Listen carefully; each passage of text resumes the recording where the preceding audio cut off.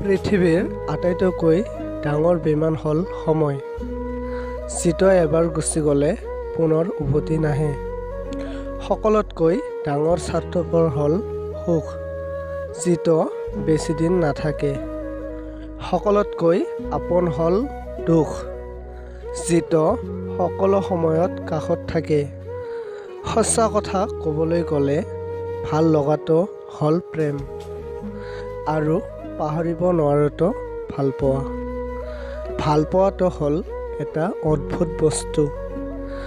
কাৰোবাক দিয়ে পূৰ্ণতা আৰু কাৰোবাক দিয়ে শূন্যতা।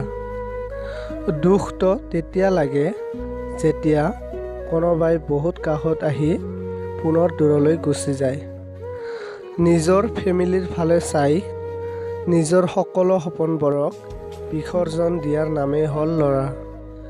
চাকৰি আৰু টকা চাই কেতিয়াও কোনো ছোৱালীক বিয়া নিদিবা। খবৰ লৈ চোৱা ল'ৰাজন মানুহ নে অমানুহ, কাৰণ ভাত কাপোৰ অবিহনে কোনো ছোৱালী নমৰে, মৰে অমানৱিক অত্যাচাৰৰ বাবে।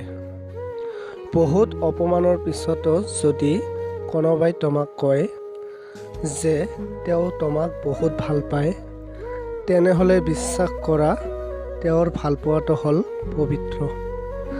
কিছুমান দুখ এনেকুৱা হয়, চুপ থাকি সহ্য কৰা অবিহনে কোনো উপায় নাথাকে, আৰু বিচাৰিলেও কাকো ক'ব নোৱাৰি।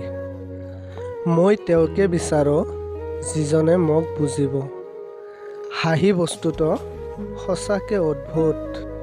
হেজাৰ দুখ গোপন কৰিবৰ বাবে এটা মিঠা হাঁহিয়েই যথেষ্ট। মানুহে কাৰোবাক নেদেখিও নিজতকৈ বেছি কিয় ভাল পায় জানানে? কাৰণ ভালপোৱাটো সৃষ্টি হয় অন্তৰৰ পৰা, সৌন্দৰ্যৰ পৰা নহয়।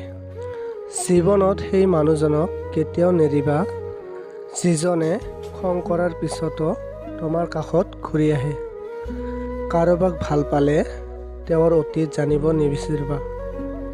পাৰিলে নিজৰ ভালপোৱাৰে তেওঁৰ অতীতটো পাহৰাই দিবা।